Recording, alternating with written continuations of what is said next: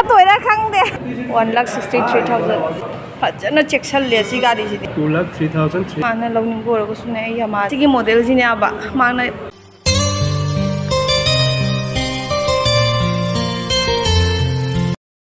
ꯀꯥꯏ ꯀꯣꯏꯗꯣꯏꯅꯣ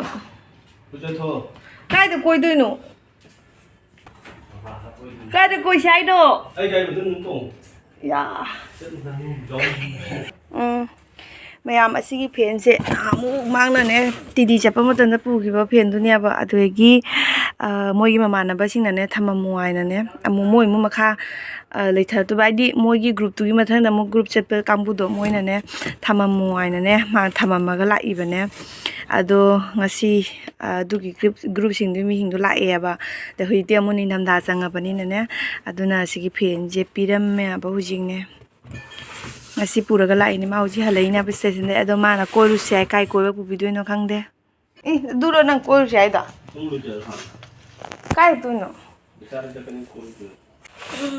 si mula managi sak tu mula su yaure khara khara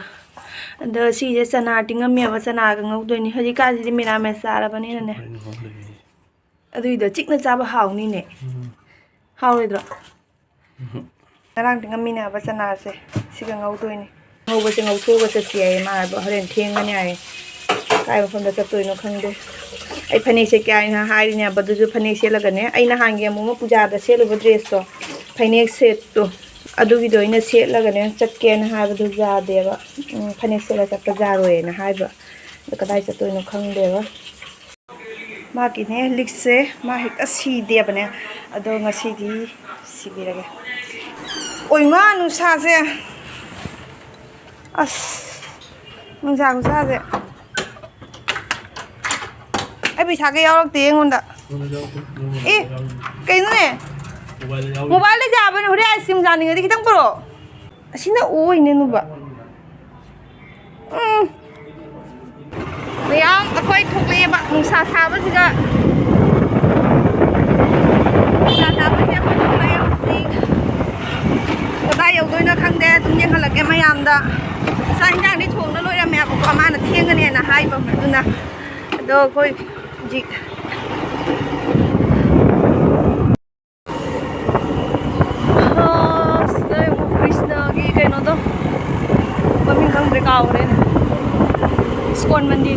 Skon mandir side tani aba koina lai ai na phato bazar to toile phato bazar di mandre ma ki se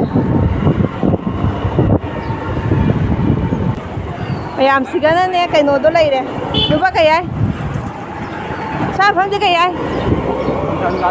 samsang khat ki lambi ni je rangi gali side ta chali ni asigi phizo ma pham jai kyam changningi khang ba go changba phang de ta koi rang gali jau re huji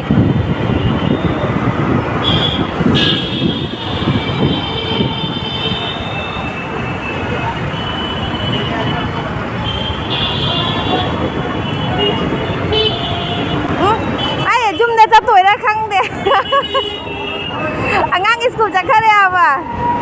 ada jum da cha toi ra khang de ma ki je jum lon da lai je ngo ka bung go son side da lai nya ba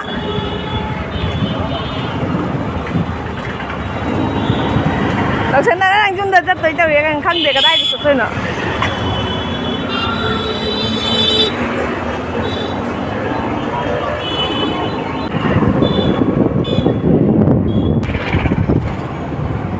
đâu rồi bà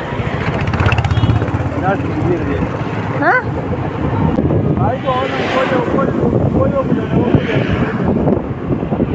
đi xuống ra thì nó cũng hẳn tôi lại chứ à mayam akhoi ne mamai lei raga hale aba ado mana suk sara nu sa je pubiraga dukan thong hang de kadai dukan da no su hai dok de ngonda dukan thong hang de khang de kai no na gari ja dan da wira kari no khang de ba dukan thong hang de sawning da je nu sa suk sa je pubiraga mayam dukan do la eba du hang ga ne na hai re ba ne akhoi na lai je sigani Asi mafamsigani ma igonda haidoktibodo hujik siga kaino kari gari jengdoira kaigino khangde aba laise the security da hangbada dukan hangane na hairibo ko aduna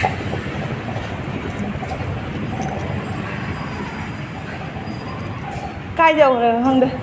kanu ge se dada Odo jawa. Nine side to go. akane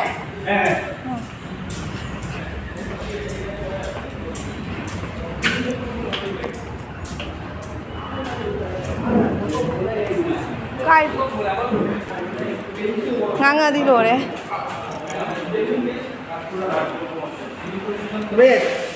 akhoi sida la ine aba sabi da oi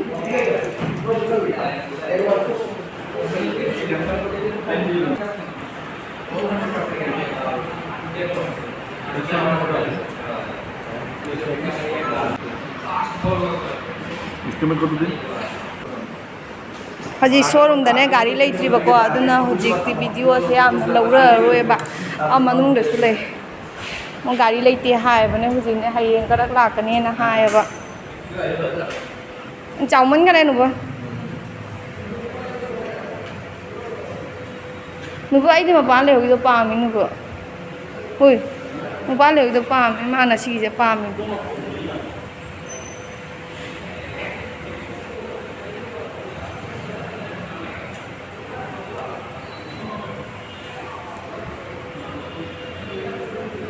gai sung tang ta ati ma pa le udo phajeng ba asi pam white color da White color ni macam ni apa? Ni apa? Mama angkat dia buat white color ni apa? White double dia. Kang apa? body is mai oi ro Body ni yang mana? phajati ba Semai wang dia body. Ini yang mana? Body. si body yam saw le pam di ba phajati ba White color का जो आ रहा है ना अभी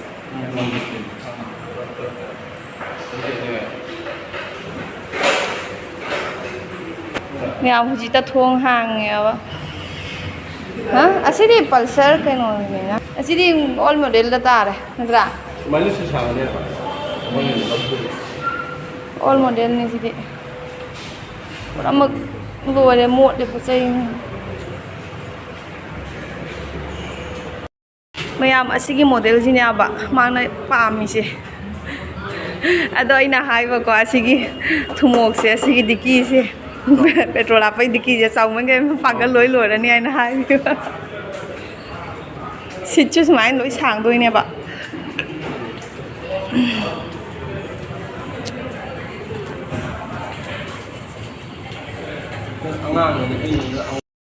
mayam akoi ne sidagi thongle e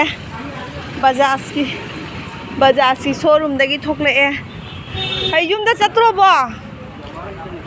a tali makhon thoi du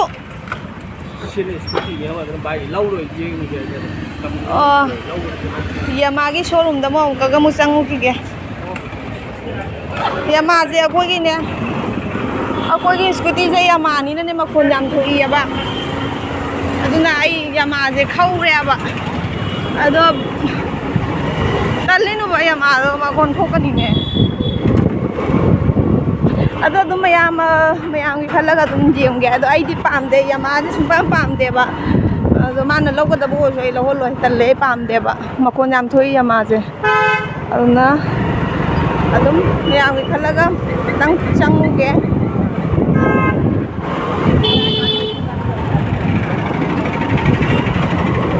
ado mayam akoi ne uji Yama gi showroom da mula e ba siga video ngang ka da ngang ngoi da du ko su dai dum te khalo ra kya ba amang da ngasagi du ding ngang te da na ada showroom ni na kana ngang ta ba ju yai na khalli ba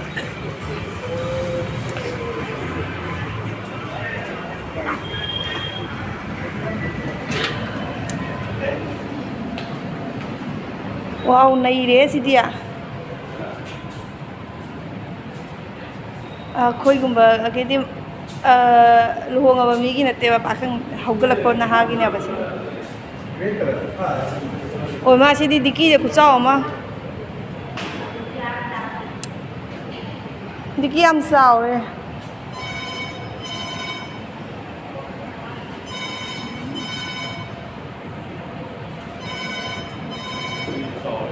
Chaware दिक्कीदो ये वाला कौन सा है ये? ये वाला से मोय मॉडल जिने स्माइल थोइना तौरिबा सिटसे सिटसे हाइगेटपि याबो मारे यंगो चाबिगा यावरे स्माइल लोय तौरे हाजे अनौ मॉडल लोय मारे सिसे फजदी फजरी गाड़ी से ने ममांग ने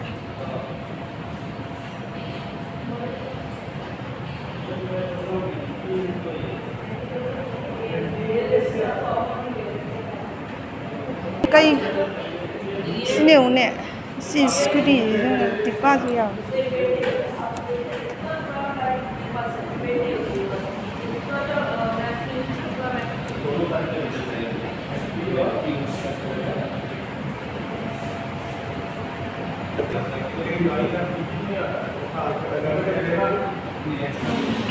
cash discount 3000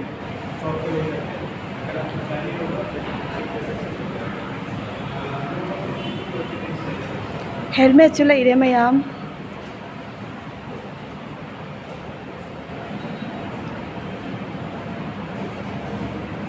yama gari se ine makhon yam thokone tan di tan ma ko yama se do mana lawning go ro su ne yama de haidok to ne yam law go no ai tan le ba makhon yam tho iya ba pha ba di ne mo kai kai no engine kalakti yama se yam na phai ai na hai ba ne ba au se se ngang na ri ba ne mo ne ja ta do ngang na ri MT15 आ जाएगा आपका MT15 आ जाएगा 2,03,358 rupees same ही है आपका जो warranties same है सबका scooty का आ जाता है 2,061 रुपीज़ और इस पे अब आ जाएगा इंश्योरेंस कितना 5 साल का है? हाँ इंश्योरेंस 1+4 5 साल टोटल हाँ टोटल 5 years 5 पार्टी चाहिए मानली ले फजना चेक्शन ले सी गाड़ी सिदे फजना चेक्शन ले बा गाड़ी फजना चेक्शन ले नहीं रे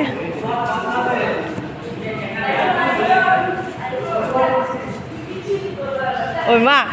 की कइनो का से लाइट का से 1,63,000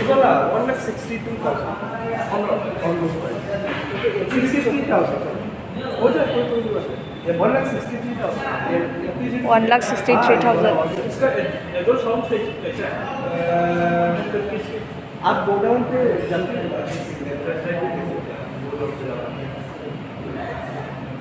गाड़ी भजन चेक्शन ऑलमोस्ट ही है हाँ एनफील्ड जैसा ही है मोस्टली अच्छा है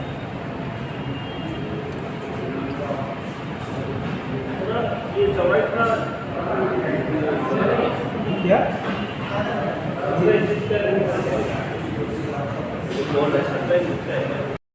मैम असी गाड़ी नई बनी हुआ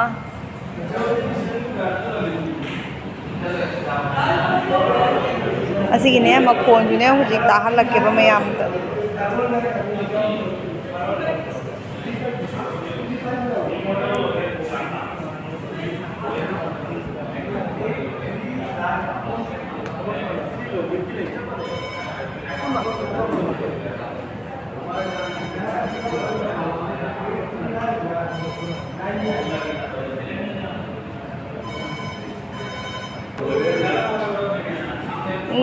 ममांगी दिबा कई कौगे है दिकी आइद्रो दिकी है कई कौगे तेंग दिकी है ना हाइदिना करी मरो दिकी है कई मरो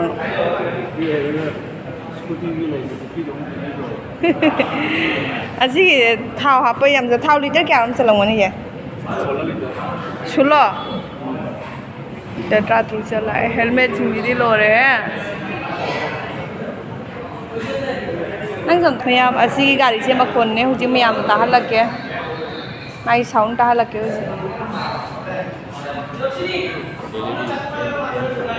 तौरो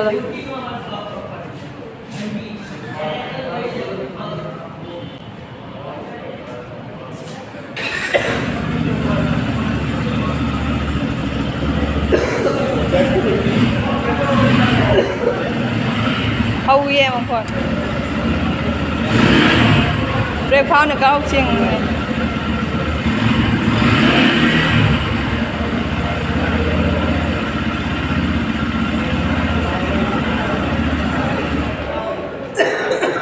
Makon haubra. Hauriko. Kuiraga mu haurakadra. Kau chieng ini kijai ni nuko.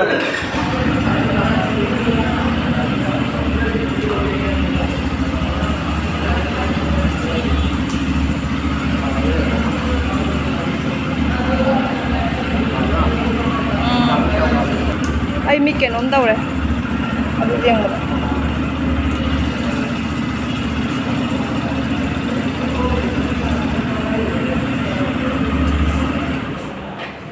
Rồi Myam akhoi ne yeng ga lại em. Chứ mà gì Min là một lâu nữa rồi lâu rồi. Anh tận lên mà con. Ai con ai mà cái bia lấy akhoi suri je u ne. Ai mà bia là mà con nham hau ria ai đi quy sa la ga mà con nham hau ria ba. Hoji ki duni ne. Ina long na ki bai ni. Mina long na bai ne ba. Ado ya ma je khara kuira ga ne ma khon yam hau je ital la ba. Aha ba je ngam ba dun ne phaja ba hil na ra. Nó bảo mà Aha ba je pang ni ku ne ko ne ai phang di ne ai phang kai ba khamen kai ko ba khamen batta Myam began batta ido began batta ido asi sine ba. Aha ba de ne khamen se lau lau re Tại murok su lau re ba ko do bu na ha re na kana ye ke nom taw re do ba maku ni kai na ha pu ba haw ni ne Sinh đang lục chân lục tao so na ne ti lau ka ga thamme asi ju khok toi nya ba puna mak se si puna mak se kho ga ne hap chan doi nya ba ada hoji asi gi morok atek pa se asi ju lau re ba Myam asi met ba wo khara idu ga aina se ma khoi ma re khok te hai nge na khoi di mang na loi tau re jau de na hai ne na badnam to bi ra ne na khoi Vak su da awai da bai do siu thal lak tu chen mo se tàu ro cha ra ge hoji began batta do lai re adu gi sigan na ngau thong do lai re smai to ra dum cha do ni da